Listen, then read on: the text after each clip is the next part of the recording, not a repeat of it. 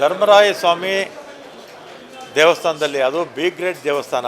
B grade ಅಂದರೆ 5 ಲಕ್ಷದಿಂದ 25 ಲಕ್ಷ ಆದಾಯ ಇರತಕ್ಕಂಥ ದೇವಸ್ಥಾನ. ಅಲ್ಲಿ ಅರ್ಚಕರ ಸಂಬಳ ಮತ್ತು ನೌಕರರ ಸಂಬಳ ಎಲ್ಲ ಹೋಗಿ ಹಣ ಏನು ಹೆಚ್ಚಾಗಿ ಏನು ಉಳಿಯೋದೇ ಇಲ್ಲ ಅಲ್ಲಿ. ಅದಕ್ಕೆ ಮಹಾನಗರ ಪಾಲಿಕೆಯವರು ಸುಮಾರು ಒಂದು 20 ವರ್ಷದಿಂದ ಕೂಡ ಪ್ರತಿ ವರ್ಷ ಕೂಡ ಅನುದಾನ ಕೊಡ್ತಾರೆ. ಕರಗದ ಟೈಮಲ್ಲಿ ಮೊದಲೆಲ್ಲ ಕಡಿಮೆ ಕೊಡ್ತಾಯಿದ್ರು, 25 ಲಕ್ಷದಿಂದ ಸ್ಟಾರ್ಟ್ ಆಗಿ 2 ಕೋಟಿವರೆಗೂ ಕೂಡ ಕೊಡ್ತಾರೆ. ಆಮೇಲೆ ಅದನ್ನು ಹಿಂದೆ ಕೋರ್ಟಲ್ಲಿ ಅದನ್ನು ಅಡ್ಮಿನಿಸ್ಟ್ರೇಟ್ರು ಇವರು ADC ಜಿಲ್ಲಾ ಅಪರ ಜಿಲ್ಲಾಧಿಕಾರಿಗಳ ಉಸ್ತುವಾರಿನಲ್ಲಿ ಆಗಬೇಕು ಅಂತ, ಯಾಕೆಂದರೆ ಕಮಿಟಿ ಅವಧಿ ಮುಗಿದಿತ್ತು, ಅದಕ್ಕೆ ತೀರ್ಮಾನ ತೊಗೊಂಡಿದ್ದರು. ಆಮೇಲೆ ನಾನು ಈಗ ಏನು ತೀರ್ಮಾನ ತೊಗೊಂಡಿದ್ದೀನಿ ಅಂದರೆ BBMP ಅವರು ಏನು ಹಣ ಕೊಡ್ತಾರೆ ಅದನ್ನು ಅವರೇ ಖರ್ಚು ಮಾಡಲಿ.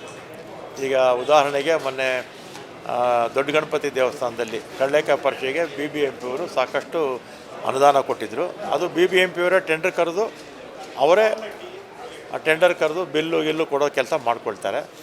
ಈ ಸಲ ನಾನು ಮಹಾನಗರ ಪಾಲಿಕೆ ಆಯುಕ್ತರಿಗೆ ಪತ್ರ ಬರೆದು BBMP ವತಿಯಿಂದನೇ ಅಲ್ಲಿ ಏನು ಅರೇಂಜ್ಮೆಂಟ್ಸ್ ಮಾಡಬೇಕು ಅವರೇ ಟೆಂಡರ್ ಕರೆದು ಅವರೇ ಮಾಡಿ ಅವರೇ ಬಿಲ್ ಕೊಡಲಿ ಅಂತ ಸೂಚನೆಯನ್ನು ಅವರಿಗೆ ಕೊಡ್ತೀನಿ. ಮತ್ತು A ಗ್ರೇಡು B ಗ್ರೇಡ್ ಟೆಂಪಲ್ಸಲ್ಲಿ ಈ ಹುಂಡಿ ಹಣ ಎಣಿಕೆ ಮಾಡುವಂಥ ಸಂದರ್ಭದಲ್ಲಿ ಕಡ್ಡಾಯವಾಗಿ 4-5 ಜನ ವ್ಯವಸ್ಥಾಪನಾ ಸಮಿತಿ ಸದಸ್ಯರು ಇರಬೇಕು, ಅಧ್ಯಕ್ಷರು ಇರಬೇಕು, ಮತ್ತು CC ಕ್ಯಾಮ್ರಾ ಇರಬೇಕು ಅಂತ ಕಡ್ಡಾಯ ಇರುತ್ತೆ. ಆದರೂ ಕೂಡ ಇಷ್ಟೆಲ್ಲ ಇದ್ದರೂ ಕೂಡ ಅದು ಹೇಗೆ ಕಣ್ಮರೆ ಆಯಿತು ಮತ್ತು ಹೇಗೆ ಅದು ಹುಂಡಿಗೆ ಬಂತು ಅನ್ನೋದನ್ನು ತನಿಖೆ ಮಾಡಿ ಅಂತ ನಮ್ಮ ಆಯುಕ್ತರಿಗೆ ಸೂಚನೆ ಕೊಟ್ಟಿದ್ದೆ.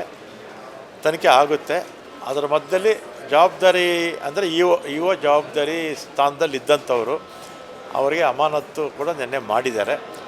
ಇನ್ನು ಮುಂದೆ ಈ ರೀತಿ ಆಗದ ರೀತಿ ಇನ್ನೊಂದು ನಿರ್ದೇಶನ ಎಲ್ಲ ಇಒಗಳಿಗೂ ಕೊಡಿ ಅಂತ ಹೇಳಿದ್ದೀನಿ. ಆಮೇಲೆ A ಗ್ರೇಡ್ B ಗ್ರೇಡಲ್ಲಿ ಅಷ್ಟೇ. A ಗ್ರೇಡು ಟೆಂಪಲ್ಸಲ್ಲಿ B ಗ್ರೇಡ್ ಟೆಂಪಲ್ಸಲ್ಲಿ ಮಾತ್ರ ಈ ರೀತಿ.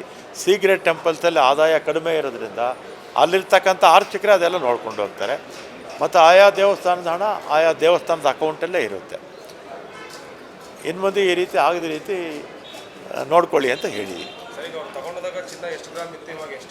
ಅದು ನಾನು ನಮ್ಮ ಕಮಿಷನರು ರಿಪೋರ್ಟ್ ಪ್ರಕಾರ 120 ಚಿಲ್ಲರೆ ಗ್ರಾಮ್ ಇತ್ತು. ಆಮೇಲೆ ಅದೇನೋ ಕಡಿಮೆ ಮಾಡಿ ಇದೆಲ್ಲ ಬಂದಮೇಲೆ 169 ಬರೀ 69 ಗ್ರಾಮ್ ಇದೆ ಅಂತ ಹೇಳಿದ್ದಾರೆ. ತನಿಖೆ ಮಾಡಿ ಅಂತ ಹೇಳಿದ್ದೀನಿ.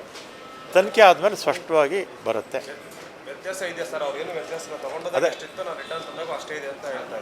ಗೊತ್ತಿಲ್ಲ, ಅದಕ್ಕೆ ತನಿಖೆ ಮಾಡಿ ಅಂತ ಹೇಳಿದ್ದೀನಿ.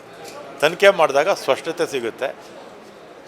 ಆಮೇಲೆ ಯಾರು ದಾನ ಕೊಟ್ಟಿರ್ತಾರಲ್ಲ ಅವ್ರಿಗೆಲ್ಲ ಗೊತ್ತಿರುತ್ತೆ, ಈಗ ತೂಕ ಎಷ್ಟಿದೆ ಅಂತ ಗೊತ್ತಿರುತ್ತೆ. ಯಾರೇ ತಪ್ಪು ಮಾಡಲಿ ಕ್ರಮ ಅಂತೂ ತಗೊಳ್ತೀವಿ.